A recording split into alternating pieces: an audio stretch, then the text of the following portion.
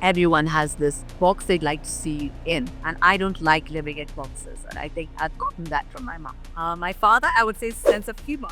To see it is humor because you will be trolled. We're not big in that box. In my mother used to always say, darling, other people's perspectives of you come from their own limitations. Oh my God, she's divorced and she's now with another man. Yes, I am because I deserve love. I deserve companionship. I deserve care. I deserve that in my life.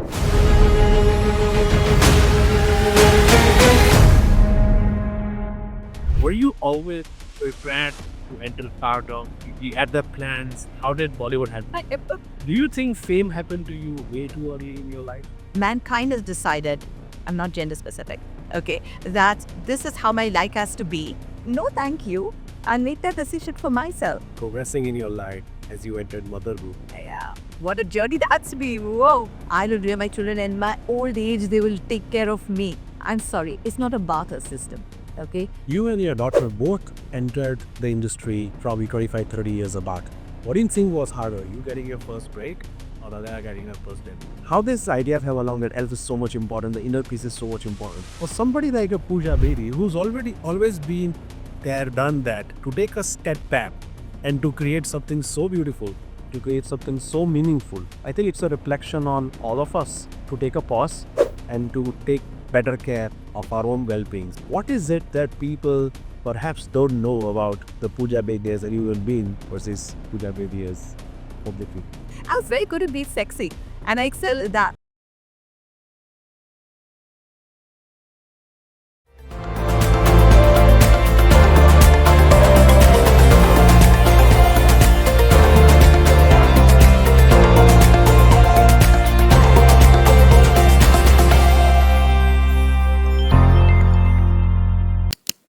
Ladies and gentlemen, welcome to yet another episode of the Savisha Show.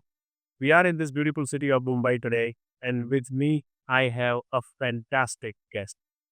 This is not about a guest that has risen to the top of her field at the very beginning, at the very young age. It's about a person who's invented an inner self and continues to inspire a lot of people across the globe. Ladies and gentlemen, please welcome the Pooja Bedi on our show. Pooja, welcome to the show. Thank you, son. Such a pleasure to be on this show. Thank you for the lovely introduction. Pleasure is on mine, yeah.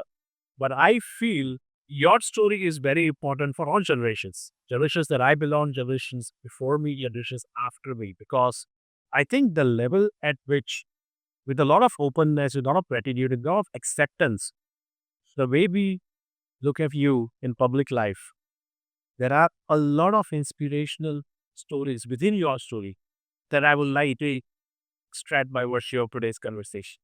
Well, I want yours. Go ahead. Shoot the question and let me do the doing. Fantastic. So let's start with the very beginning. Your early life, you born in a very prominent family.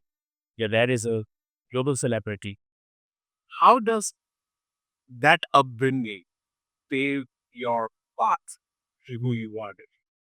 So, Taniki, the way I was brought up was to be very normal because I didn't know any different, right? So, also, we didn't get social media back then. So, there was no sense of understanding what celebrity food was all about because there was no being blasted in the papers. Today, you had everyone's children, being put on, paparazzi cameras and flashed to the world, and there are different platforms that, the mother's carrying the child is saying something. It's almost like we don't have a personal life anymore. In my era, it was very different because celebrities were seeing only at big premieres and functions only, and people would flock there in thousands to get a glimpse of the celebrity. Yeah. And you had film magazines back then that would tell stories and gossip about celebrities. And if there was anything that was untrue, well, you had to wait one entire month for the next issue to come out for a clarification to be supported. Because an interview, which was all galat, used to be about 3 or 4 pages long, and the clarification should be like in 3 or 4 lines or some any inside page. So today, again, it's a very different world because if something is misconstrued in the public eye, you can immediately get on your social media platform and clarify that it is not the case, which was not how it was when I was growing up because we had no idea what celebrity jump actually was because we never make it a premiere. we grew up going to school like every other child.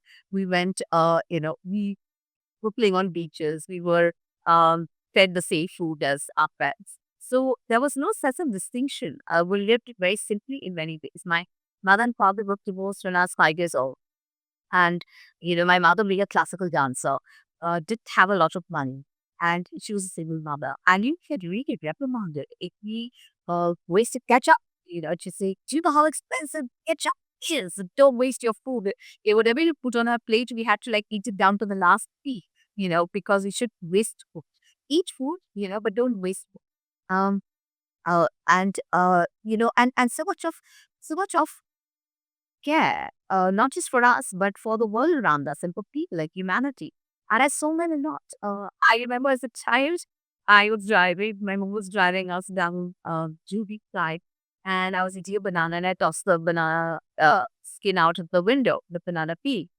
And my mother slammed her brakes and really opened tell you a road stretch. Get out and go pick it up. And there were fortunate enough to only cars back in those days. But that's being at some 7 years old or something like that, 6, 7 years old. And terrified. And she said, go pick it up. You'll get on this thing. And I got out of the car and I saw a car coming. I reheated the car went past and running across and the car had gone across and he was started to tap back it up, peeing it off. Like, oh back, it's disgusting. I'm looking at Mama like, was this necessary? It's just incredibly because you'll never do that again. And so these are the kind of big lessons we've grown up with, the kind of discipline, the kind of care, to care for people, to care for others, to care for the environment, to care for your city. So I think in many ways, it was very grounded childhood. There was nothing airy fairy about our life. There were no privileges extended to us. It was, there was joy at everything. There was nothing that was ever taken for granted. I remember once my mother, I mean, we start by, I think, second class or third class trains sometimes to go to these uh, distant festivals that were happening. And all the greats of the classical world back then.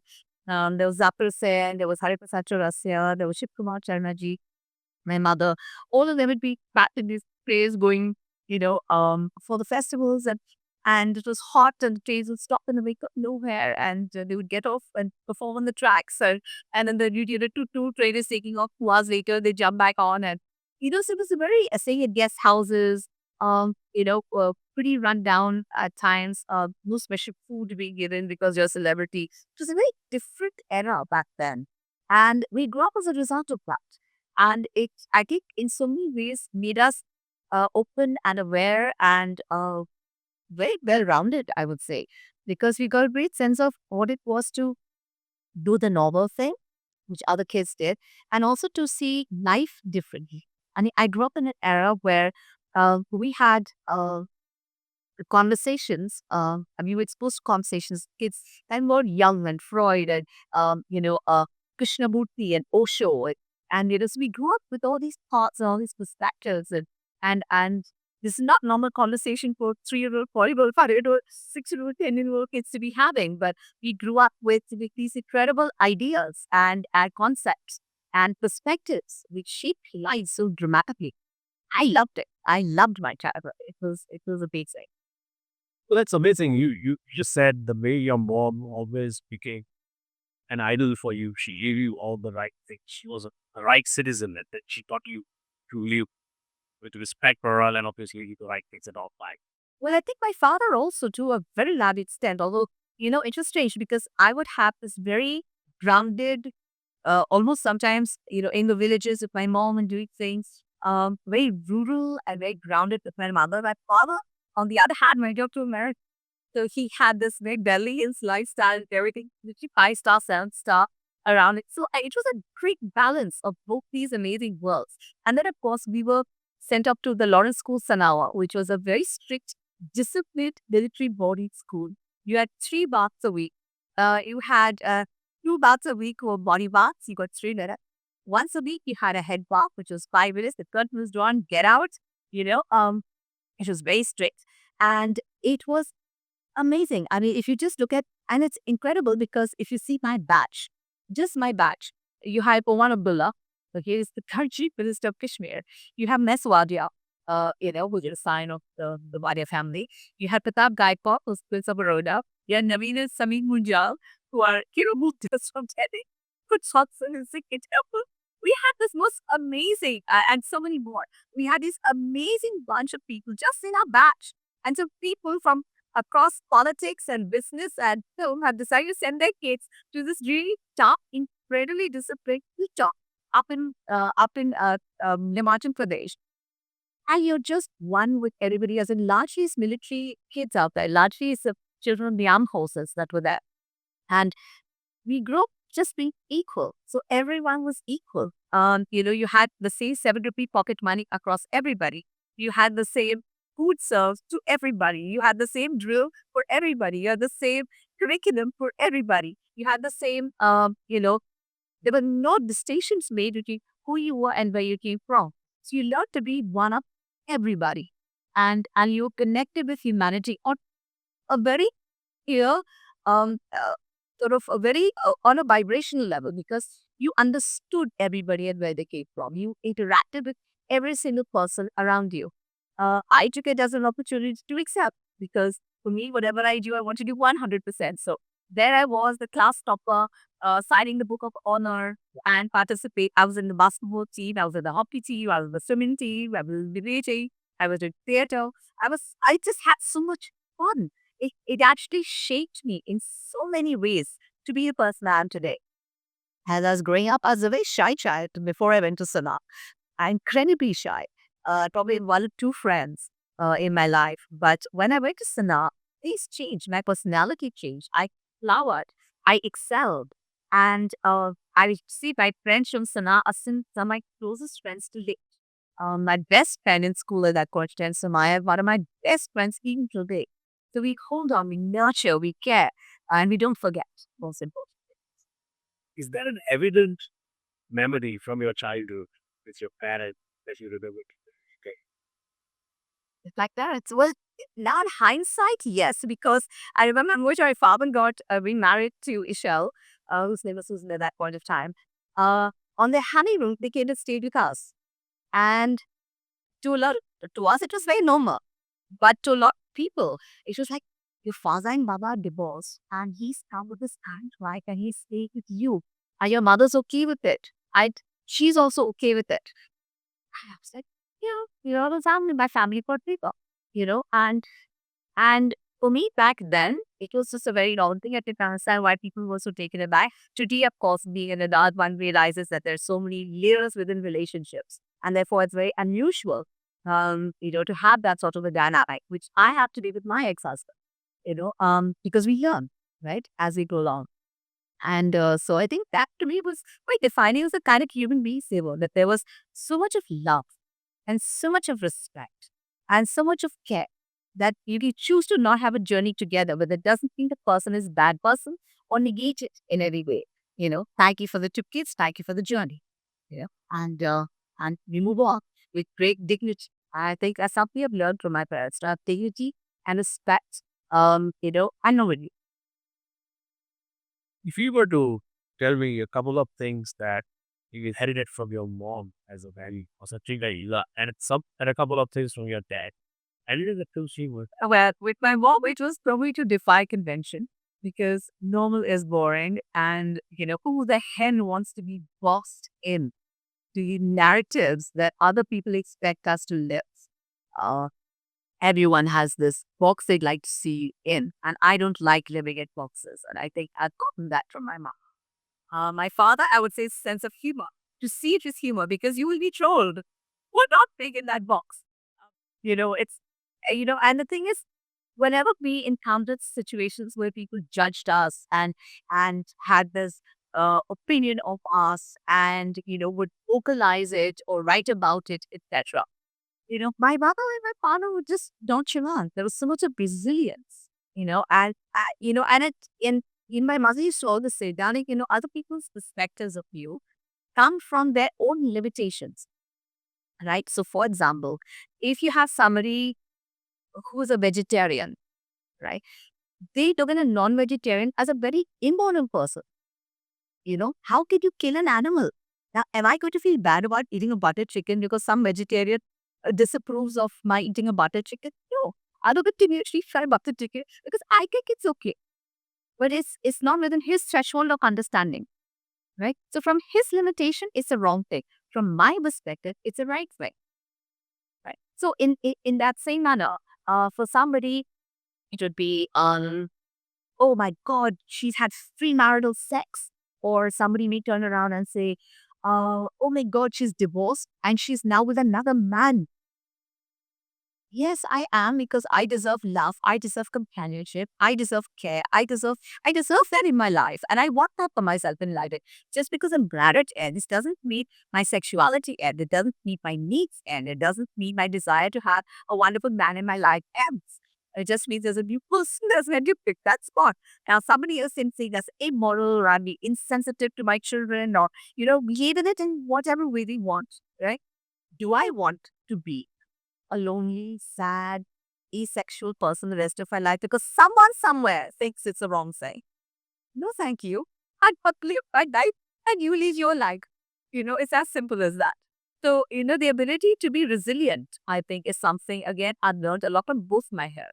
Both my parents are highly resilient. You can see my dad's journey in his book, Stories I Must Tell. If you read that, it's unbelievable from the being a Buddhist monk in the monasteries to the life he has today to how he's worked his way up to being where he is today. My mother, coming from a very conservative Banaya family, and, running away from home, living in with my father, dealing with rape at a very young age in her life.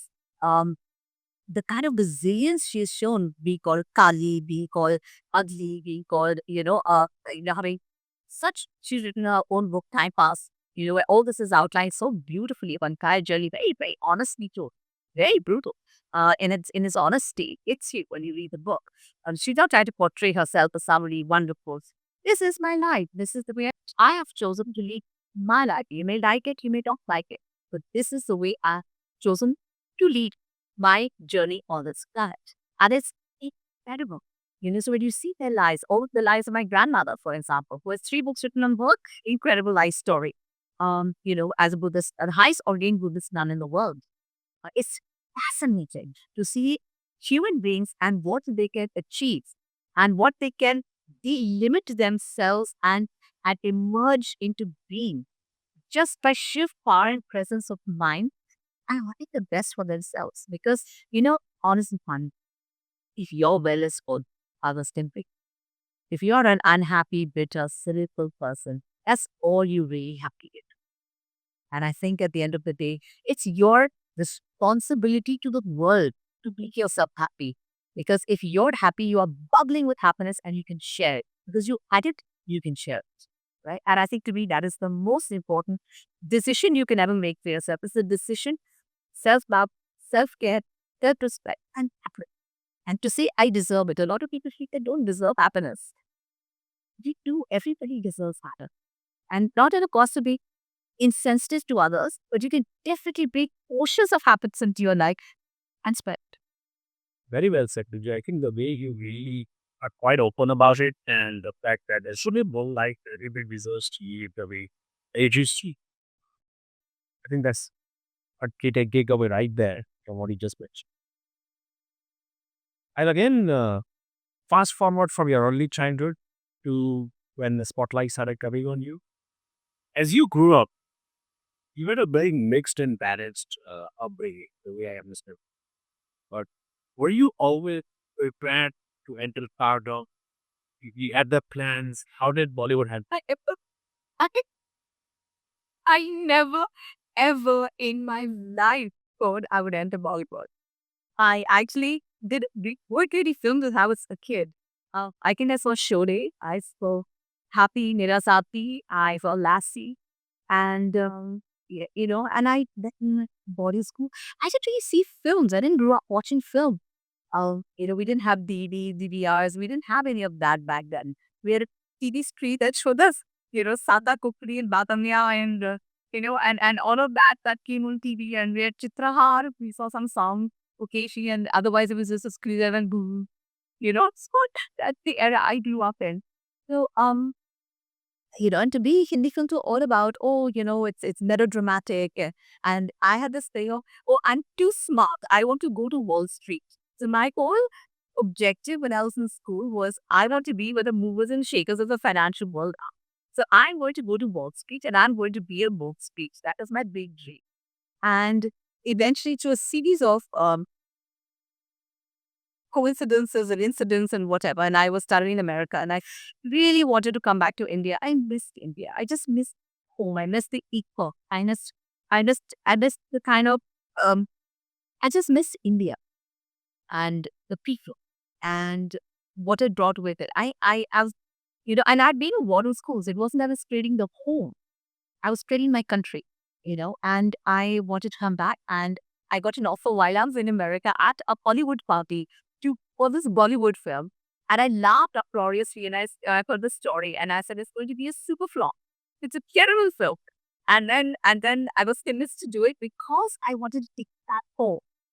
Deviously in my mind, I had decided that if I tell my parents I want to do Bollywood and I've got this offer, it would be a ticket back to India. And then I would continue my studies here after just one film and that's it. My aunts were shocked because they didn't expect that of me or was that for me for that matter. Um, Were you coming back home or you met in Bollywood? Bollywood.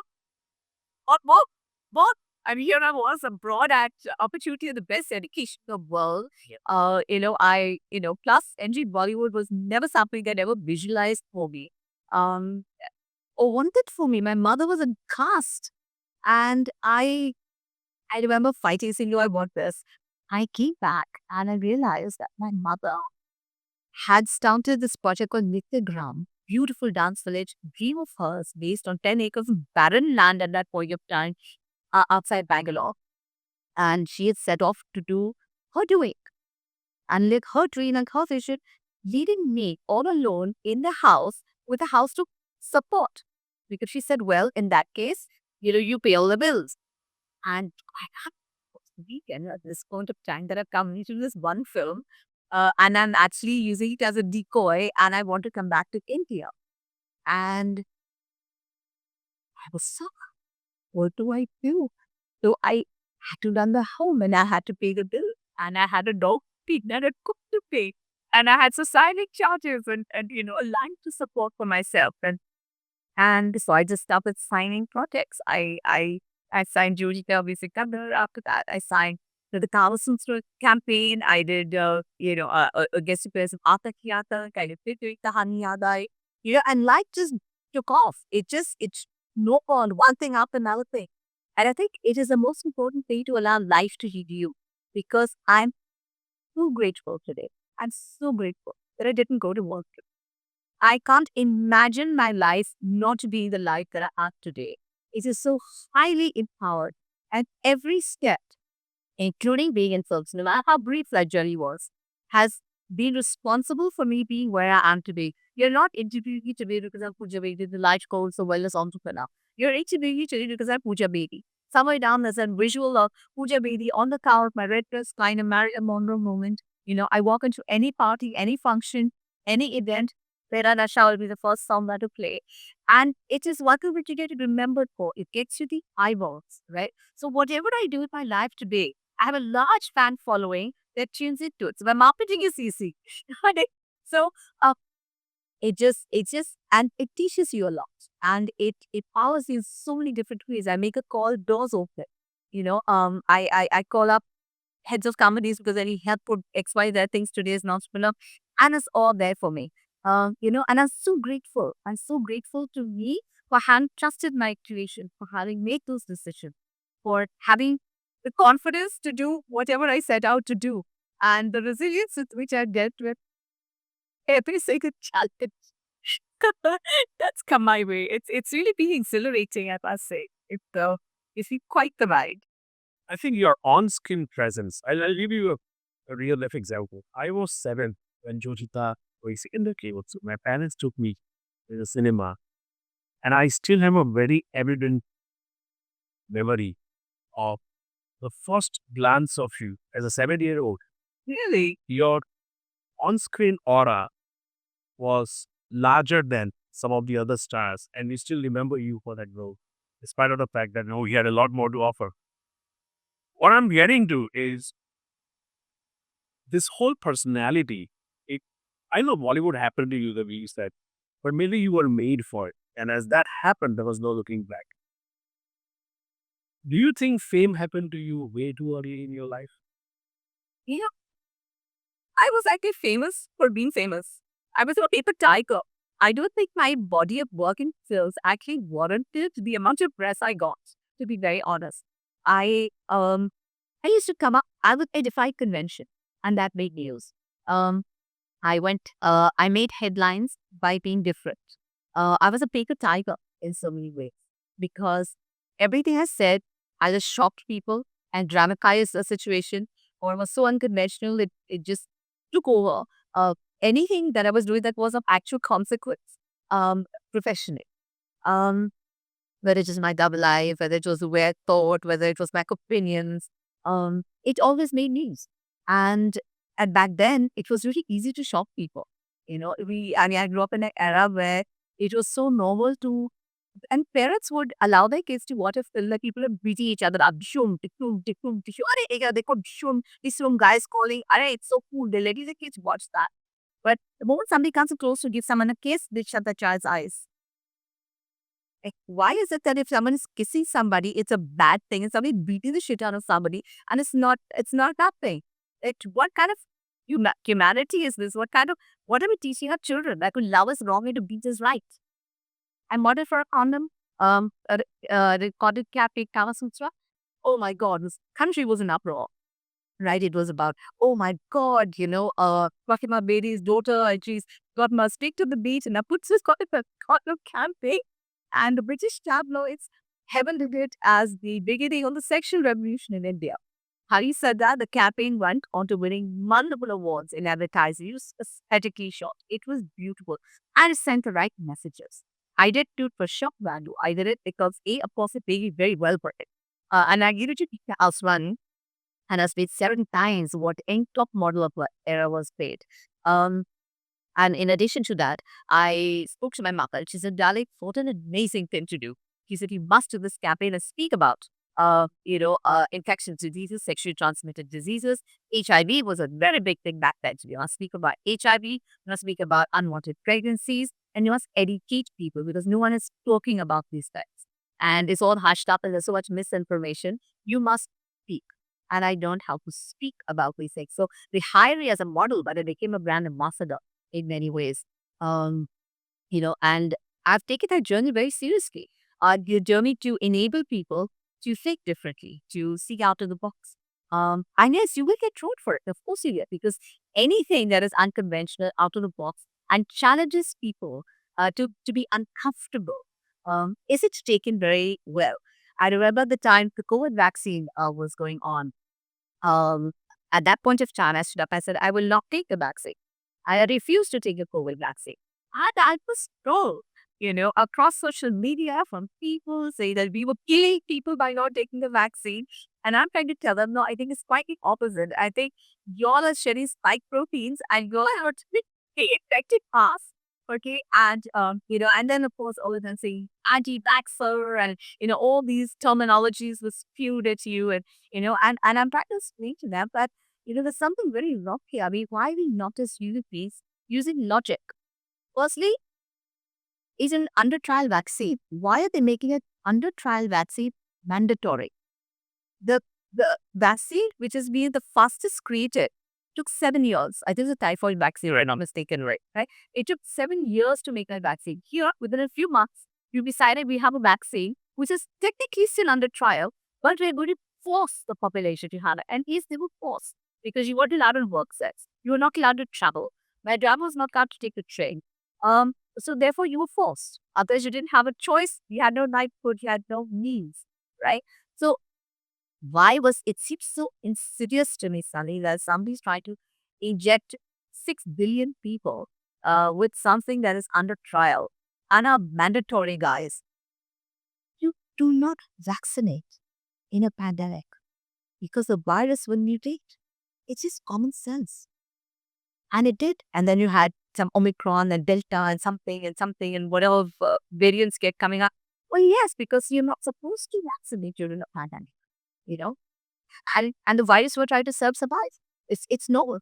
And so none of this made logical sense to me. My fiance, for that matter, he didn't take it either. I really started. Um, my family had to because they were on sex. They were working. Um, and I was really upset about it, I must say.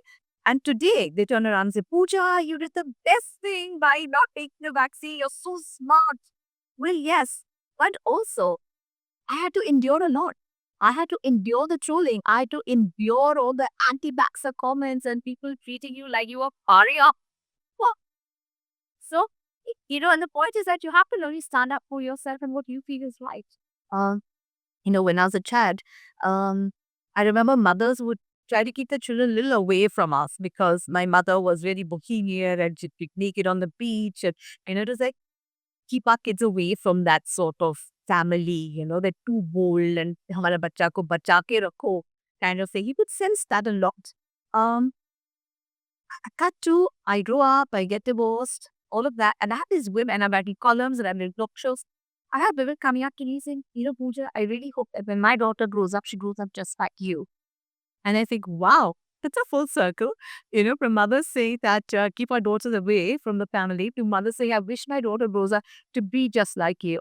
And that's what happens suddenly when you snap your ground. And that's what happens when you enable and empower yourself to take yourself from strength to strength because you're an example. Right? People are trapped in their lives. They want differently. They don't have the power, the ability, or the confidence to change their lives. Sometimes somebody doing something gives them a vision of how their life could be.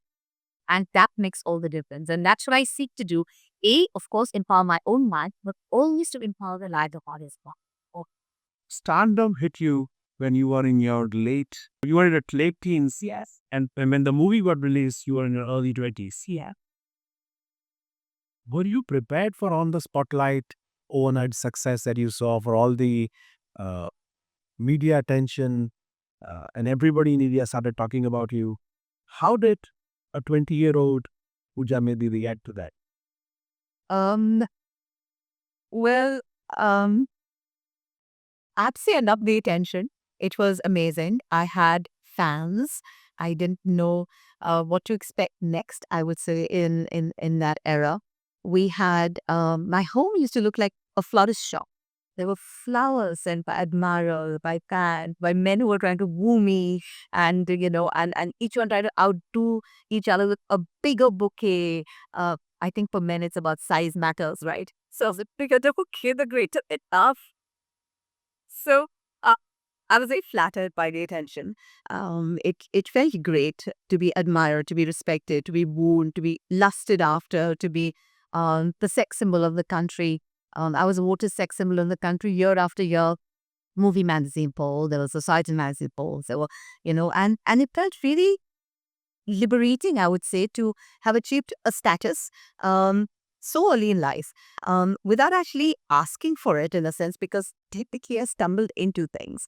And, I had people writing to me blunt. I had guys who, I remember once time bikini was up for auction from the movie Lutere. And the doorbell rings and this man walks into the house and he's clutching my bikini in his hand. Okay. And I realized this is the guy, one huge fan who's could bill and bought this bikini at this auction that was taking place. And at that time, I asked him, why are you buying Pooja Basin bikini? He said, if I can't have her, at least I can have her bikini. And I thought that was so creepy. And now his boss has walked into my house and he used to call us up Anais because that was the name of my favorite perfume at that point of time. And he said that was what's closest to your body.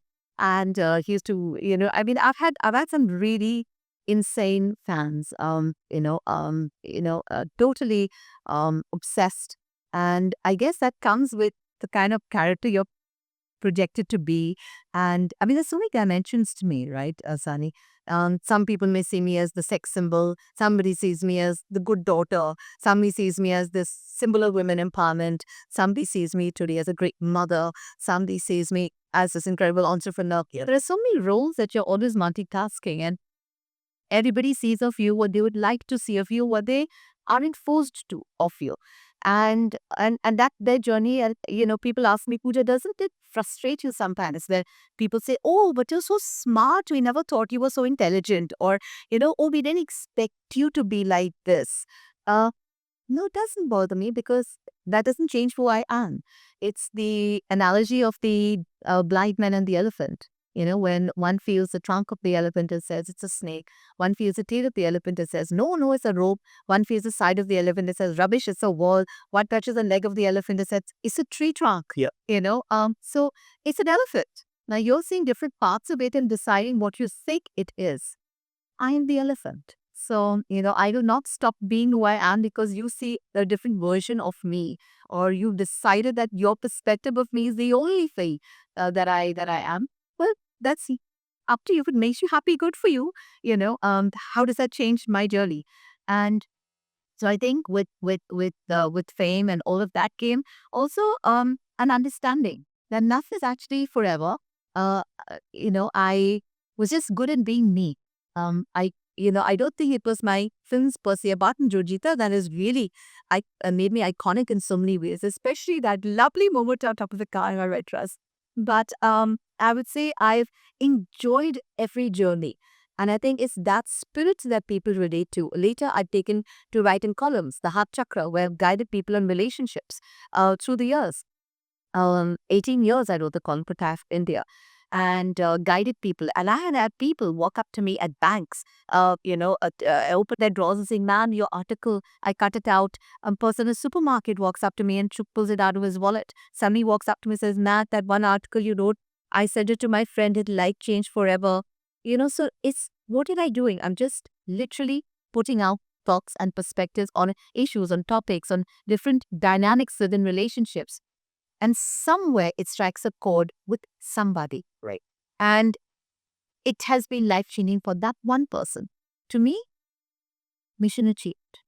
Because one happier person means everybody in their orbit is unhappy, which means that everybody in their orbits becomes happy by ripple effect.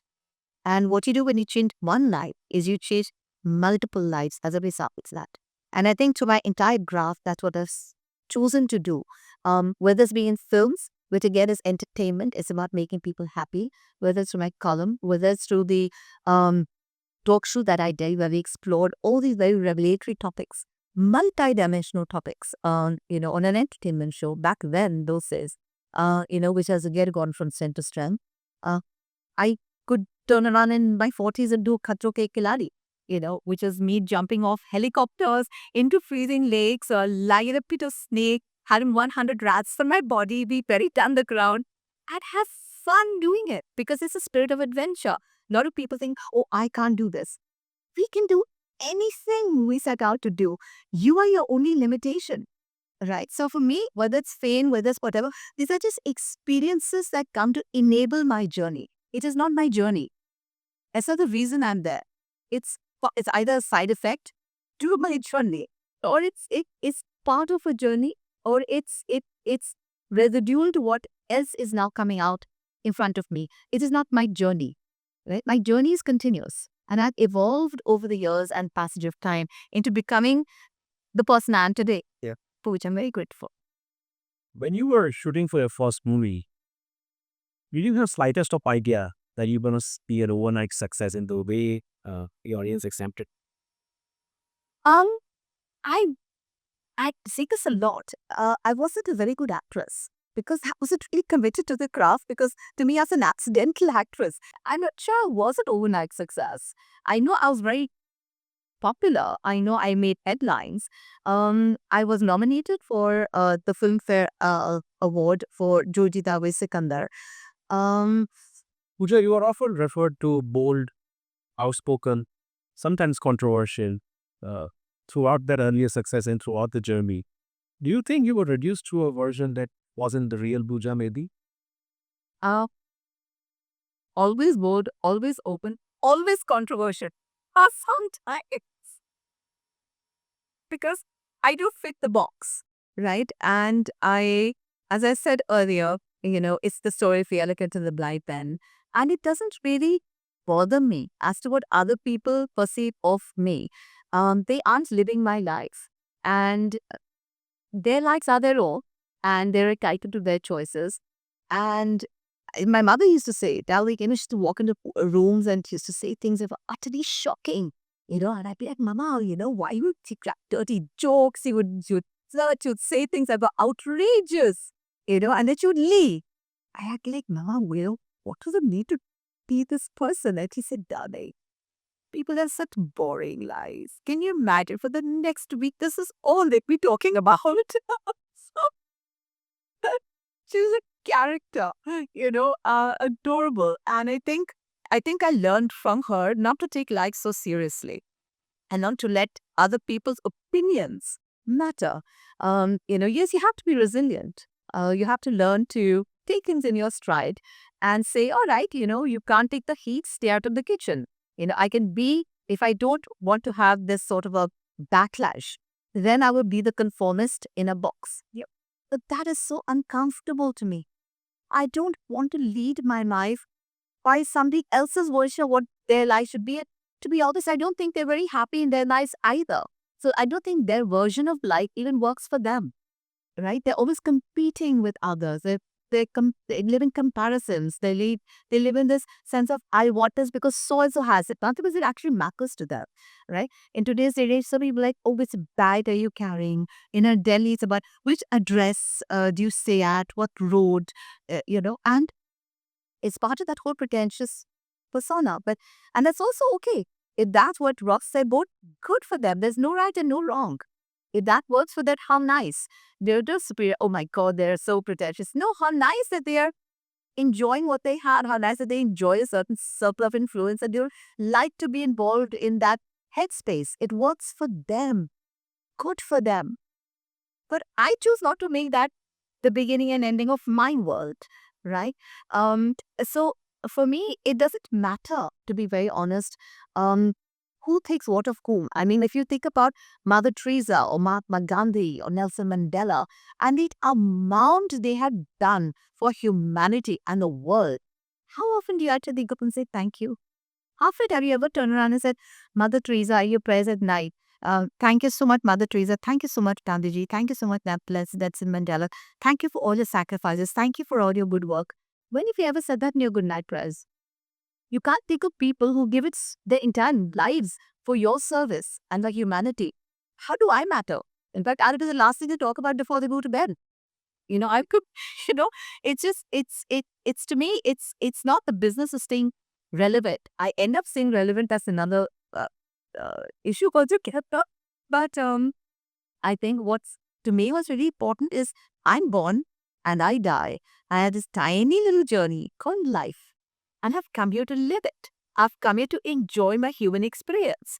And if mankind has decided, I'm not gender specific, okay, that this is how my life has to be, no thank you. I'll make that decision for myself. What I would like to do with my life, I would like my choices to be, and for every generation to empower the next.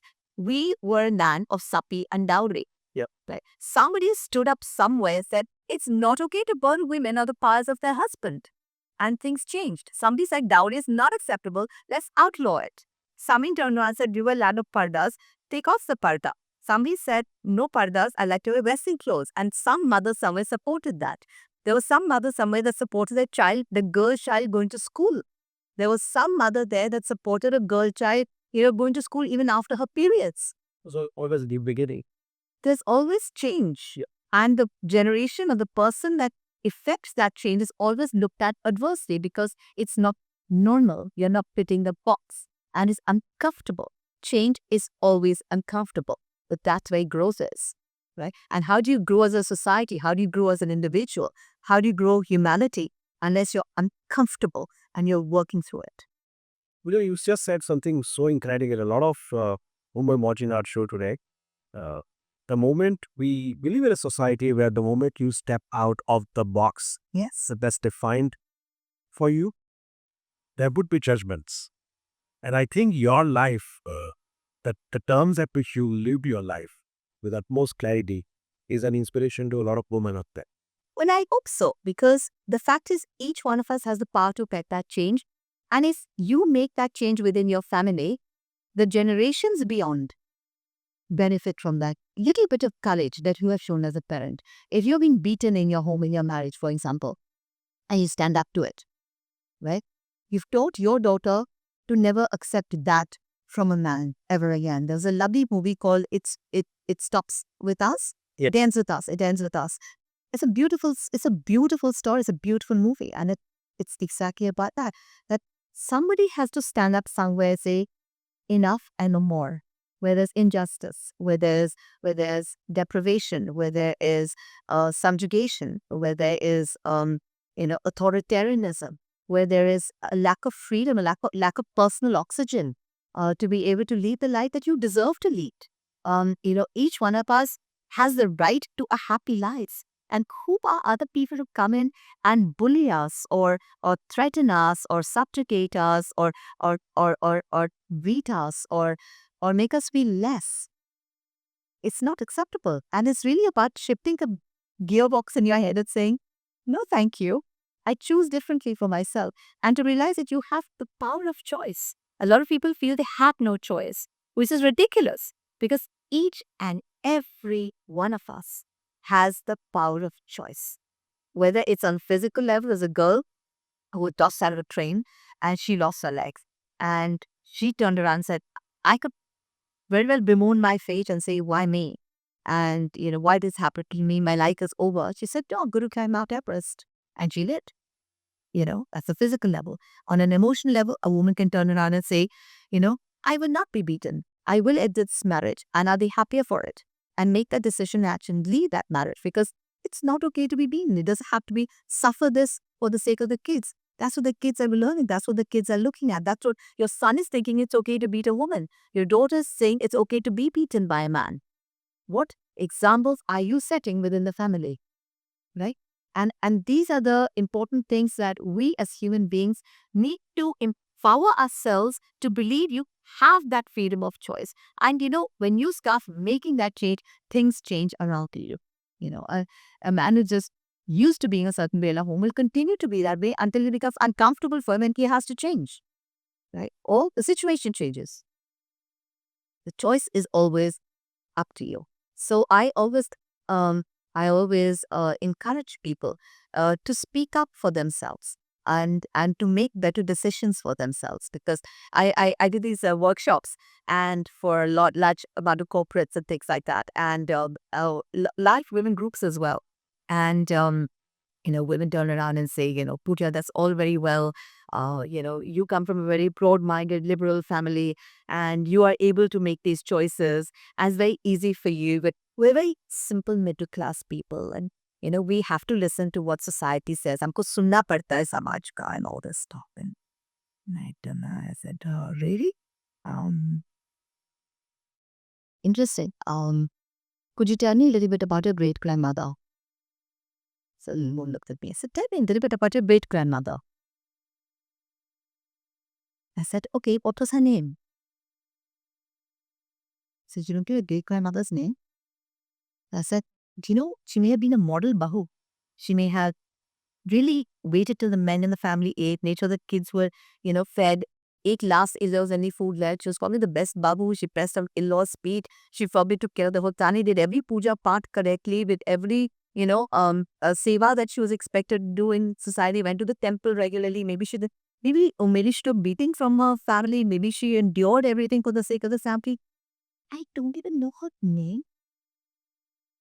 I mean, who's going to remember you 2 generations later? What are you making all these sacrifices for? Everyone's like clowning the this because it's the aha moment that how relevant are you 2 generations later when nobody even knows your name? And you were sacrificing this gorgeous journey of this planet because you're told you have to be there and you bloody stay in there because Ali isn't forced to be in there. Do you think I was forced into this marriage? No, it was your choice to be forced into the marriage. It was arranged marriage. When yes, you said, please choose for me, mom and dad, because you could have very well, like many other women out there, like my mother, for example, run away from home, gone lived with my father and said, I want a different life. Right? So the choice is always there with you. You can always turn around and say, no, I know a lot of girls who be pressured into arranged marriages who turn around and say, no, I don't want to be married. And the parents eventually have to turn around and say, okay, let us know when you're ready. And if you want us to choose a man, or, let's see if we approve of the boy you begin, but the dynamics start to change. Right? These are very important things. Also to be sensitive to the family you've married into. For example, I used to have these columns written. So I used to have a column that I used to write for Times of India, the Heart Chakra.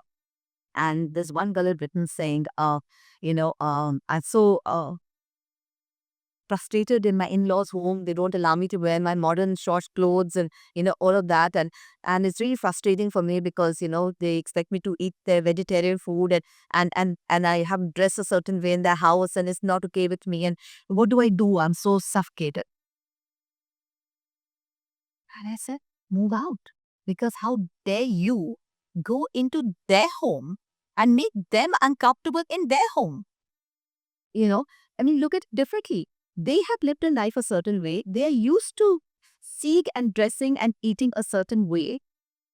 Having you come into their space and expect to inflict yourself onto them, move out and do what you have to do in your own home. But don't make them uncomfortable in their home, right? Again, it's about perspective. It's not about saying, I do what I want in their home. No, you don't have the right to do that. I can't afford a new house. Well, then, while you're in their home, respect the rules of their home and make it your ulterior motive to then go there and earn enough money to hang your own home. But when you're in someone else's home, respect their rules. So it's not just about what you want. It's also about showing sensitivity to what you are actually a part of the ecosystem. Create a separate ecosystem for yourself. Don't inflict yourself on somebody else's ecosystem. When I say things like that, it's your choice whether you want to tune into my show or not. It's your choice whether you want to read what I have to say or not. Right? It's your choice. The freedom of choice always lies with you. Very well said, Pooja. I'm going to fast forward this from the earlier success to progressing in your life as you entered motherhood. Yeah. What a journey that's been. Whoa. Did that moment define a change in your life? You start looking at things differently from there onwards. Tell us more about Well, how it was. so I met my ex-husband when I was 20 years old. Okay. Before Jodita released, I had met my ex-husband by then. And yes, you would be. Absolutely in the best possible style that could ever be, done to both women. And I was married at 24. I had my daughter when I was 27 and a son when I was 30. And I was divorced at 32. And so that's the trajectory of my entire marriage. But I tell you, having children is another ball game altogether. I think we really also romanticize the idea of being a family. And, it's a natural thing to have children and then have grandchildren. And it's a wonderful soap opera in our heads as to how you will script your life, right? And you don't realize at that point in time that along with this incredible joy of having children and the experience is just something that you can't match. There's no parallel to what it is to be a mother. But all your time, all your money, all, all your schedules are based now on your children. Right? You can't travel when you want to. You're no longer a couple. It has to be when the kids have their school holidays. Uh, all the money you could have spent on yourself and now being spent on them, right? Because they come first. It's your natural instinct to want the best for them more than yourself. Um, and the time it takes. And technically, if you look at parents, these are the best years of a human being's life. Because you're between the ages of about 25 to about 40 is your active parenting zone. 25 to 45 is your active parenting zone. That is the time where you need to actually experience life for you. You are at your physical best. You are earning your best. You are living your best. You are doing things that you should be doing to make the life that you want to retire with, right? And all you're doing really is spending your money, your time, your energy, your effort, your schedules on rearing these wonderful children that could perhaps tomorrow get up to say, bye mom, bye dad, and take off into their own lives and worlds, very much like what we have done with our lives. Okay, so why would we expect any different? And suddenly I left City Music. I did 20 years, the best years of my life, and he left me. and it's gone. And then you sit there saying, whoa. And then, a lot of marriages has couples suddenly look at each other saying, oh, and who are you? Because you've been so involved in being a family, you've forgotten to be a couple. And sometimes you've grown together, sometimes it's just driven apart, right? And then the woman goes through the emptiness syndrome. She had no purpose in her life, and she suddenly feels there's a void. And then she starts trying to fill it with hobbies or with spirituality or with other things, waiting till the grandchildren come, and then they'll have another purpose in life, so to speak. Um, so that's a very narrow trajectory we've given ourselves as individuals and humans. So to me, I would say being a single parent in many ways has been liberating. Um, because I still got to have these beautiful children in shared parenting, because my ex-husband and me are on great terms. And we will celebrate Christmas together. We sometimes have New Year's together. We go out for dinner. Later, if he's sick or ill, I go across and meet him along with my fiance. There's a lot of love and respect amongst everybody. And my children are really happy. They are progressive. They are empowered. They are, Alaya, my daughter, is earning very well for herself. She's moved out 4 years ago. She has her own apartment. She's bought her own car. She has her own life. She's completely set, funded on every level. And, to me, I look at their journey and I'm just so grateful, because there's been so much of love and so much see, as a parent, you don't do because you expect that. A lot of parents do. Right? A lot of parents say, I will rear my children and in my old age, they will take care of me. I'm sorry. It's not a barter system. Okay. If you be a good parent, your children will take care of you and love you and be there for you. If you've been a bad parent, well, good party. You messed that journey up too. And may control them with money or control them with inheritance, and then you get into that control game, so to speak, right? Um, so I just so grateful to have had this open, happy space with my kids, where we can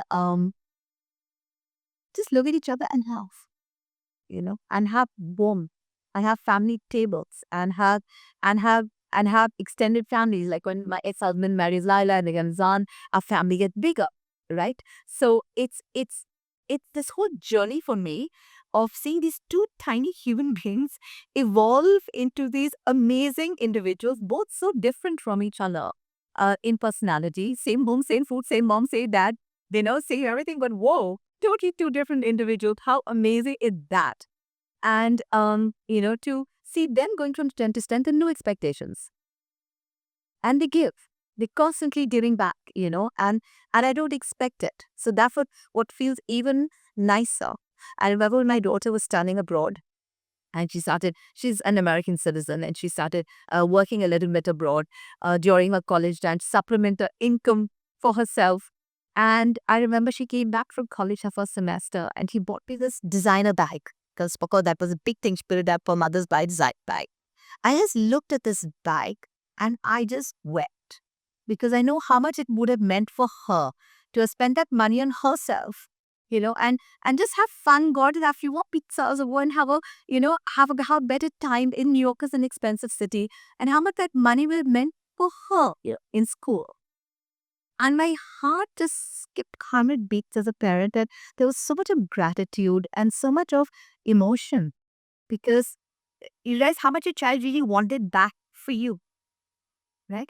And that feeling is unparalleled as a mother, you know, um, because you suddenly realize that all those moments that you sacrifice so much, which you do as a single mother under various circumstances, especially when you try to earn your living and provide for the kids, etc.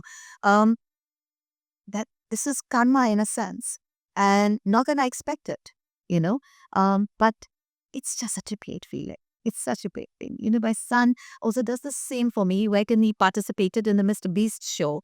There's a YouTuber called Mr. Beast, and my son participated in that, and he won, a large chunk of money. And the first he did was buy me something beautiful, and he presented to me, because for him, want to share, right? I know that somewhere I must have done something right as a parent to warrant that kind of respect, love, and giving from my child to me. And these are material things. There's so many things that are done in immaterial ways. The way that they've always been there for me, emotionally supported me, mentally been there by my side, held me together at times, and I just thought my bottle being rocked just a little too much. The way they reprimand me, because make fun of me, the way they pounce him. I just love every bit of it. Even if they're yelling at me, I just look at them because I know it comes with so much of love. It's because they care that they're yelling at me. It's because they love me. They want better for me. That's why they're yelling at me, And I just appreciate them so much for that. And that's what it means to be a mother. It's wonderful. And I can see that in your expressions is talking about that. But if I were to hypnotically sit down with them and ask them this question, how would they define their mom? What do you think that would be? They call me crazy frog. They think I'm crazy. They think I'm mad. They think I'm super fun. They think I'm exasperating. They think I'm exhausting. They think I have too much of energy. They think, Mama, just calm down. And I'm like, why would I want to calm down? There's a full day ahead of me. I've been given one more day on this planet. I want to make the most of my day. I'd be like, Mama, that's so exhausting. They'll be like, guys, you and your age should be tripled by energy. Like, what is it with this young generation that I've always goaded them on? So in fact, if you go to my website, poojabedi.com, and you go to the About Me section in the personal, there's this letter that my daughter Alaya has written to me on my 6th birthday. It's the funniest letter to me, and it was so heartwarming and funny that I decided to put it on the website to say, this is what my daughter thinks of me. And it's just very special. So, So you say Alaya, she's taken off really well, and we wish her continued success. But as you see your dad auto step into the same industry, what are your first thoughts as a mother? Are you shaping up for better success from your own learnings? there's nothing I could say to Anaya that she couldn't do better. So I took him bother. She is the most disciplined, the most focused, the most committed individual I have ever met. She will wake up in the morning at 5 a.m. if she has to. Most of it is probably 6. Um, and between her yoga and her meditation and her chanting and her journaling and her script work and her shoots and the schedules which are deeply defined, she's completely focused about where she is and where she intends to get to. She has put in the hours. She has done the drill. She has done every possible course to improve herself, be it acting, be it diction, be it dialogue, be it fight, be it dance. If it's seen where she started off in dance and where she is today with her dance, it's just the most phenomenal journey. And I can't tell you how proud I am to see someone who's so committed and passionate about what they do. I wasn't passionate about my acting. She is. She only wants to see her skill going from strength to strength. She's committed to being the best actor because that's what she loves to do. She loves to act. She is herself when she's in front of the screen. She's in her best element. And it shows. The quality of her work shows. She won the Filmfare Award of her first film. She's amazing. She's a remarkable girl. And she has heart. There's a nanny who's been with us, Benny, since the time that the kids were born. So she's been with us 27 years. And about 4 or 5 years ago, we retired her because she was getting very old, and it was time for her to be retired, and we didn't want to get encroached in the house. And I told Benny, I said, we will pay your salary, full salary, no matter what, and we will rent a room for you if you want. Just retire, have fun with your family, enjoy your children, enjoy your grandchildren, do all of that. Come and go as you want. The home is yours. Come whenever you want. Alaya came around and said, Mama, I will pay her salary. I said, no, Daddy. I said, Mama will take care of her salary. Don't worry. No, Mama, she's taking care of us. I will take care of her salary and her rent. So it's been 4 or 5 years. Alaya pays out the full salary every single month, pays her rent every single month. And that's from her heart. I mean, if Betty is in need of like an eye operation or something else, or a tooth thing or a hand brace or something, then of course I would take care of that and take her to the hospitals and make sure she's fine. She walks into the house whenever she wants. मैं आ गया. I'll say, दादी के लिए आ गया. मैं अभी 2 हफ्ते के लिए आ गया. मैं 1 दिन के लिए आ गया. Because she's family, and so I brought my children up also to never have a classist thing, to never to appreciate human beings, and I'm so grateful whenever that shows up. that, they see the way we relate to every single person in our environment. I mean, I saw that with my mother. She could be in a hut with a villager eating their dal chapati, or be with presidents and prime ministers eating 7-course meals, and be just as happy and effervescent, right? I learned that from her. And today, when I see my daughter and son also for that matter, I'm speaking a lot about my daughter because she's in the public eye and people relate to her and know her. But my son as well, the kind of care, the kind of love, the kind of respect that they both show everyone in their orbit, and the kind of gratitude for the work people have done for us in any possible way. And I see that shining through them. That's when I feel I've done a good job as a parent. Wonderful. You and your daughter both entered the industry probably 25, 30 years back. What do you think was harder, you getting your first break or Radha getting her first in? But let's first talk about the workings of the industry. I worked into an industry where you got your scripts while you were doing makeup. Okay, you didn't know what you're shooting this, right? आज ये scene है. Are you writing it? You're like, okay, so you're busy trying to mug it up before you get onto set, and when you reach the set, they change the script. Oh. Attach the upload, tactical hum, cut it, and you're sitting there thinking, my God, today's day and age, they have scripts bound well in advance, presented to you. You have readings together so that everyone knows their part, their role, their dynamic. Backstories into the character. So if you have a character, who could she have been in her childhood? What could her dreams and passions have been in her childhood? What would have been the food she ate in her childhood? How into the character are you? How must have you developed that character? Wow. What you had for lunch? All the sets, so it was, it's a whole different world that she stepped into. When our days, we were all the rules about underhood guys, or the underworld is involved in films, and the ye bhai, oh bhai names and all. Today it's all corporates, and it was run a certain way. So the whole dynamic of the industry changed. Back then, you sign up about 10, 15 films, and Govinda had signed them 30 films at a time. Today everyone focuses on single projects or 2, 3 projects. And I was working meticulously. Films they took years and years and years to make because actors would turn up 1 hour, 2 hours on the set. Today they're churned out with precision. There's a discipline, there's a corporate environment to the film industry. It's amazing. So the worlds that we stepped into are very different. The auditions for it are very different. The nature of the industry has changed, therefore the nature of the opportunity has changed.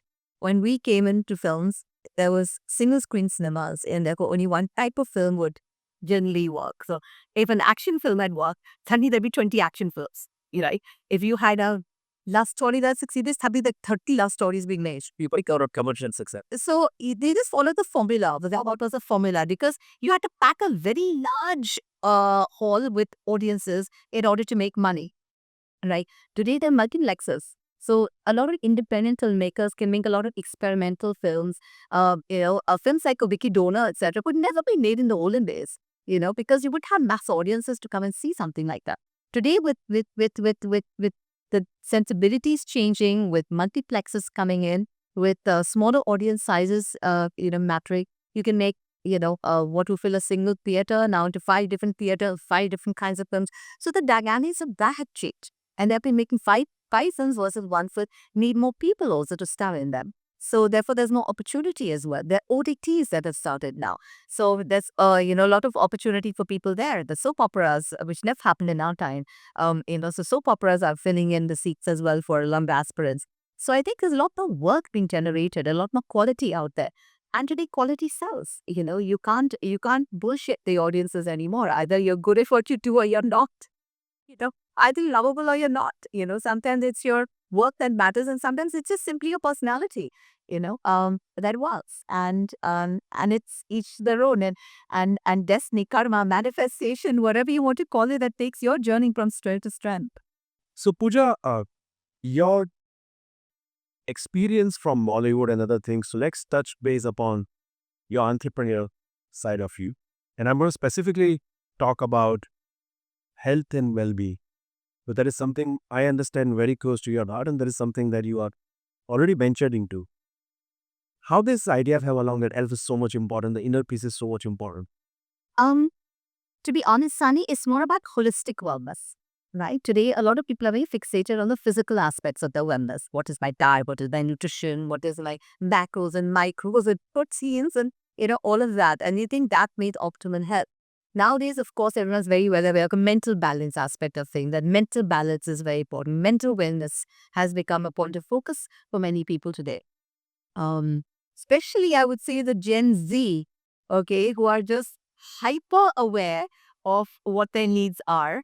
And they have a lack of resilience, I would say, in so many ways, because I mean, I have tons of employees in my company where, the younger lot, if you get upset and point out things and flaws and functioning and then ask them repeatedly why this is the case, the very next thing, now I have a headache, I can't report to work, now I'm not feeling well. And, there's this oversensitivity, which, which quite honestly, I actually see is detrimental because, the ability to be resilient, the ability to cope is the greatest skill we can actually give ourselves. I think I jokingly say this that, in my zamana, our parents just had to give us 2 whacks and all our chakras and auras would come back in balance, today, you cannot raise your hands on children. You cannot shout at them. You cannot, we call it toxic parent. There's toxic words we use. The toxic employee, they shout at us. Toxic parenting, they be strict with us. Toxic teaching habits are making us do too much homework. Toxic work environment, they make us work on Saturdays and overtime. Toxic word is used a lot and overused. Um, so I think it's very important for us as human beings to understand that we're holistic in nature, right? There's a part of us that is physical wellness, there's a part of us that is emotional wellness, there's mental wellness, there's sexual wellness, there's social wellness, there's environmental wellness. All these different forms of wellness, what I call my 8 pillars of holistic wellness, are crucial to our functioning, including financial wellness. Uh, if one of these are not in sync, you are not in sync. You can be physically fit if you have no money. Trust me, you're going to be really unhappy and stressed because of the lack of finances in your life, and that leads to its own complications. And same with emotional, same with social. If you're just isolated and lonely and no one's talking to you, although you're rich and you have great health, but suddenly feeling like you don't belong, then that creates its own set of problems. So how, and that comes a lot in today's generation, a lot of the technology that they use in this inability to have human connections and relatability. And also for people within relationships, um, got trapped. And I just look at humanity in general and I see a world that's suffering and I want to change that. I look at a lot of people out there who want to better for themselves, but they don't know how. And given the right tools and the skill sets, they would make that change or knowledge. All right. So my whole purpose when I set out to do Happy Soul, which is my grant, and I got, wow, let me change the world, right? And I started doing this series of workshops across the country with corporates and women's organizations and groups, etc., empowering them, empowering their thought, empowering their lives, teaching them how powerful their conscious mind was, their subconscious mind was, and how they could work with their patterns and belief systems and empower themselves. They were victims of their own beliefs and how to recognize them and change that. And so there's a Pooja's going out there talking to 500 people, 1,000 people, etc. But we talk about billions of people out there. And there's so many people who are as good as me and way better than me at what I do. And if they just knew these people existed and all the modalities that are available to them. So I find so many modalities. I've done, if you talk about the energy science work of it, the quantum side of it, I've done Reiki 1, 2, and 3 Usui, Reiki 1, 2, and 3 Karuna. I've done shamanism, Giga life, magnified healing, the outer living. I get the first level of that. Every day to try, sample, and understand how energy work, how thoughts work, how emotions work. I've done a neurolinguistic programming, which to me was very, very crucial in understanding of how the mind functions and how to train your brain to start doing things differently. So you want to do things differently, but the how. I did a California Hypnosis Institute course, 6 layers, 6 levels, that would be all it from understanding the subconscious mind, the power of it, the theory of mind, all the way up to past life regression and how to go back not just to the patterns of your childhood that has shaped you to be who you are today. So if, for example, someone cheated you or somebody, hurt you, you learn to be distrustful or you learn to be jealous. So how to break those patterns, recognize where it comes from and to deal with that. One person's experience doesn't determine the rest of your life. You don't need to be a prisoner because somebody else somebody treated you badly once upon a time doesn't make a whole world of that. So don't view to that less because that becomes your reality. So and also to go back into your past life to understand where past life resonances come into this lifetime. And I found that journey fascinating. I mean, I'd never done drugs in my life. I've never smoked cigarettes in my life. I drink alcohol from time to time, but the experiences that I have had doing energy work, Sunny, I it sounds like you're cuckoo when you even talk about it. You go to places and dimensions you have never seen. You have an understanding of how energy works in a completely different way. You realize that we are so, again, boxed in and trapped with our limitations of what we believe we as human beings can do with our minds and our bodies. And what you can actually do is just beyond. And I've had experiences where I've been sitting there and I say I've done 2 levels of Reiki, and we have a certain practice you have to do at the end of Reiki, which is to meditate for a certain amount of time and do certain specific things. And I kept getting these symbols coming. Every time I shut my eyes, I keep getting these symbols after some kind coming to me.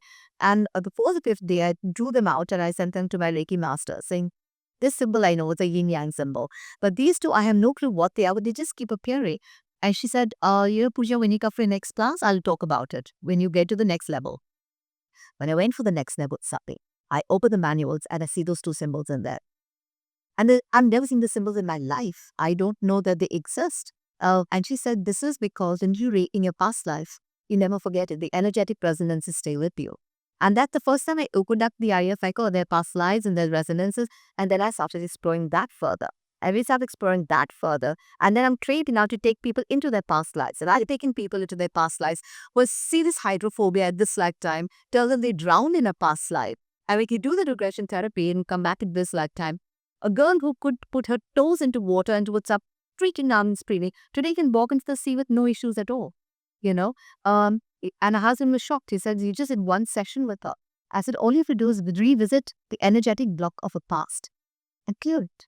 And it's the same with our mind when it comes to a human level. Of course, every stage of our human journey from birth, right? So understanding all these energetic principles, putting it into a package and say, you know what, let's make it holistic. So I wanted to be an aggregator for wellness. So my whole vision in life was to have Happy Soul be this aggregation e-commerce platform, very much like an Amazon, right? But for wellness. So every single wellness product, which is sustainable, which is chemical free, all of that to be welcome in my platform.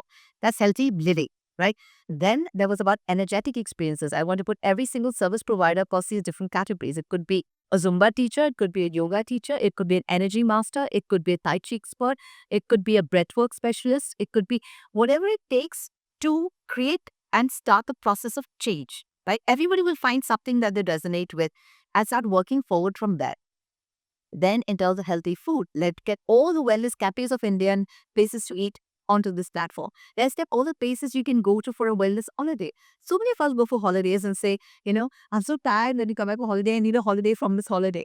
Right? And all you've gone does eat and drink and eat the wrong things and muddy your system and come back just exhausted. You're not better off for it, apart from the fact it took a mental break from work and routine, right? Now, imagine you could take the same 10 days or 2 weeks and go to a place that completely nourishes you, detoxes you, recharges you, and reboots you, sometimes by 10 years, when you come back to your normal life again.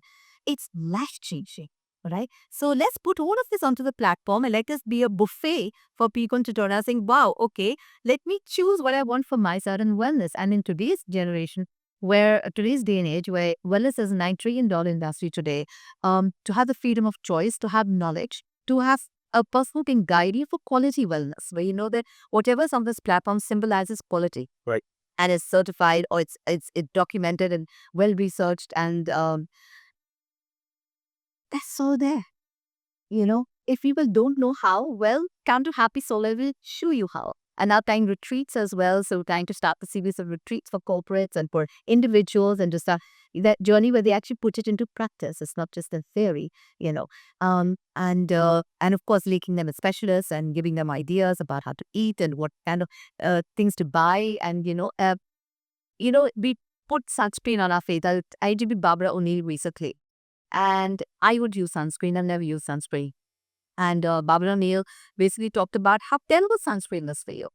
Our skin is the largest organ of our body, right? And just slapping it with chemicals and preventing sunlight from coming and preventing vitamin D absorption is not good for you. So we spun these narratives constantly, yeah, which don't work for us. So how to learn to question what is actual credible wellness? What should you actually be bringing into your life? Right? So I started this platform with all this great enthusiasm and passion and vision and mission and all of that to change the world, because that's what I'm up to do.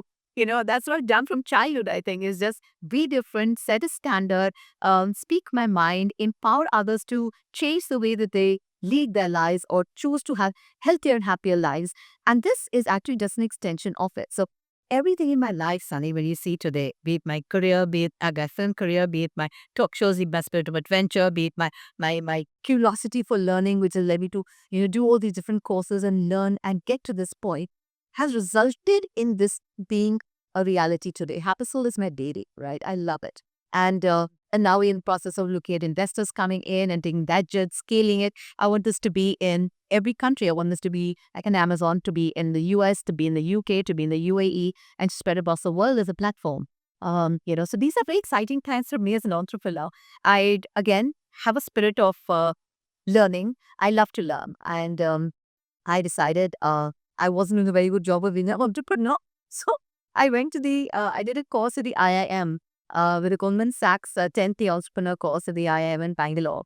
And it was life-changing for me. What you learn about pitch decks and valuation and how to structure your spreadsheets for the next 3 years and create your business models, and to how to conduct business and how to go about strategizing and sequencing and staging and all these words that any entrepreneur out there is very well aware of. Um, it's been a journey. And it's been such an interesting one. I can't always wait to see what's coming up next. I can't wait to see where the next step is, what the next role I'll be playing. And, I'm coming up with my own website now, poojabedi.com, and my own recorded courses on it for people to come and tune in. Meditations, for people, self-forgiveness meditations, that if tomorrow just want a better relationship. Isn't that where the struggle today, sir? Relationships, right? We all struggle with our relationships. But what is the most important relationship? The one with yourself, right? We talk negatively to ourselves all the time. I'm so stupid, I'm so idiotic, I'm so fat, I miss this opportunity, how could I be so reckless, how could I, if somebody else said that to you, you would hate it. But we have a negative self-talk all the times, right? So how do you forgive yourself for it and stop holding on to that and move forward? More to clear your energy, everything changes. Right? So Page's self-forgiveness guided meditation to do, and you literally just cleanse yourself of every fragment of self-doubt, self-disrespect, lack of self-love, and inculcates that back into yourself. There's energy work, there's all sorts of things, which I think it's really important to give people tools and then leave them to it. Right? I'm always hopeful that people will want better for themselves, and I'm be able to give them the opportunity and the tool to do that. That's brilliant. Just for our audience to know, you've been graceful enough to offer special discounts for anybody who like any of your analysis. All right, I guess so. So let's say if you visit my website, all of 2026, let's just put it this way, okay?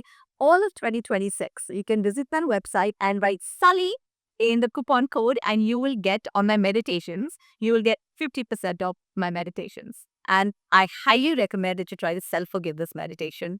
The energy one is very cool because that teaches you to protect your energy, because so much as you walk into space and you feel depleted. Sometimes you're around certain people and they drain you, because an energy vampires. And you just, sometimes you feel you're the victim of evil eye or nazar, or, you just want to cleanse your energies. And there's a very nice silver suit meditation for energy cleansing, to just cleanse your energies and come back to being strong, protected, and not vulnerable anymore to whatever. Everything is energy. I mean, sign, we take your body, you take your atoms, your neutrons, protons, electrons, and at the end of the day, you're nothing but pulsating energy. Everything around us is energy. This plant is energy. The table is energy. Everyone is energy. When you walk into a room, right, people say, wow, what a cool person. Or cheating with this person I don't like, right? You don't know the person from Adams, but something about their aura, their vibration, you don't like. Vibration is a very strong and powerful thing. Everything is energy, right? So that's why I've created these meditations. So yes, you can just write Sunny 50, right? Sunny 50, SUNNY 50, and yes, you would be the recipient of a 50% discount. Thanks to Sai. Thanks to Pooja. But I think it's very important. I just want to put this perspective that what you're offering is something that the world is getting more and more competitive these days. The world is getting more and more, as our Jet Z's who say, stressful at times. The world needs more inner self-being and reawakening of your own chakras, your own energies. And I think that self-awareness can help a lot of people. I could just in entrepreneurial shoes, right? When we go out there, it's a highly competitive world. We're all competing with each other. We want to be super successful. We have to grow our companies at a certain CAGR. We want to make sure that you're making sense for everybody, including our shareholders. In a world like that, when we have a more informed ways of doing it, and while all of us look at our financial success, all of us look at our physical fitness, all of us look at the commercialization side of it, I think you are, or somebody like a Pooja Bedi, who's already always been there, done that, to take a step back and to create something so beautiful, to create something so meaningful. I think it's a reflection on all of us to take a pause and to take better care of our own well-being. So thank you so much for creating something like this, boss. Well, firstly, it's a pleasure. Secondly, there's so many people who do such amazing work in this world of holistic wellness, but no one's aggregating it. So I secure the first mover's advantage of aggregation, and also because I know wellness, I'm good at what I do. So good at my aggregation, I'm good at my ideas, concepts, and everything. I need to invest. If you're an investor out there, you want to like fund me, please come forward right now. But that's beside the point. So it's all to grow and scale my vision and tissue. And all of that. But I tell you something. Why are we doing this? Why anybody do anything that they do? Why are you doing this show? Why are people working in these jobs? Why are people doing anything that they're doing?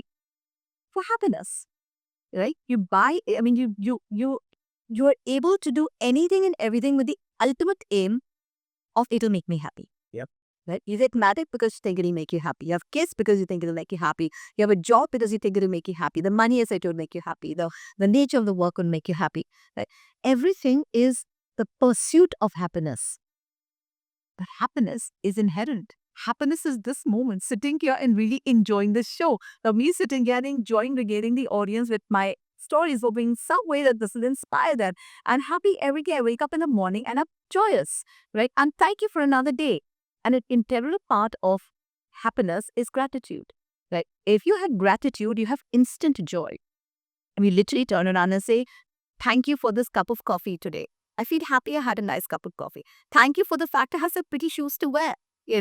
I feel happy I said that. Just recognizing your gifts that you've been given. Recognizing what is in your life rather than always wanting what is not in your life and chasing it. Keep chasing what you need to chase. You must, because that's vision, passion that will drive you.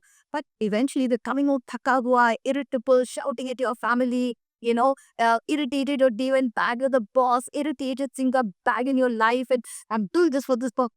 You're defeating the purpose for which you've done it. It makes no sense. That's it. Right? You come in and you say, thank you for the opportunity to be able to have a confrontation with our boss so I could express myself. Thank you for the opportunity to come home to some nice hot food. Thank you for the opportunity that I can like better sleep. I'm not homeless on the street. Thank you that I had transport to bring me back and I didn't have to walk 3 hours, on the streets. Thank you for the fact that, I shoes to wear. There are people who have no feet. Thank you. Just thank you. There's so many things to be great. Thank you on the nose that can smell. Thank you for hams that I can eat with. Just simple things that we're taking for granted all the time, right?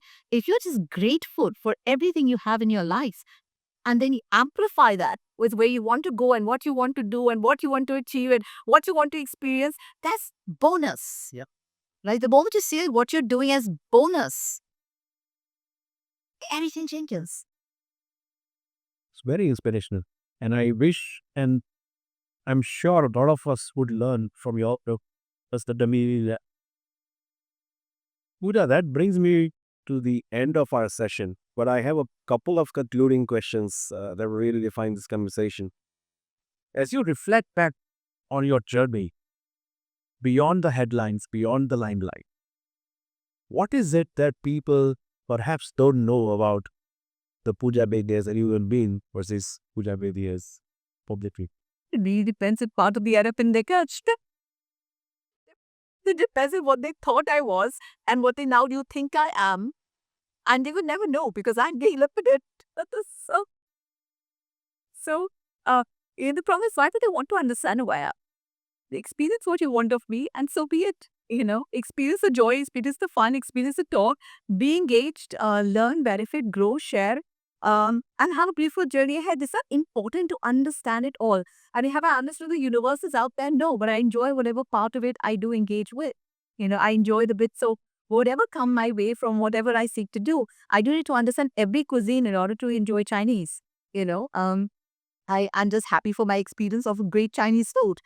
So just have fun with what you see of me and enjoy the rest of my journey, what you will keep seeing of me, because I'm constantly evolving and constantly growing and loving that journey. And hopefully it's not what is in my journey, but the evolutionary process that I hope inspires others to have their own evolutionary process and learn that you can go from role to role, dimension to dimension, strength to strength, if you follow your intuition and who you are.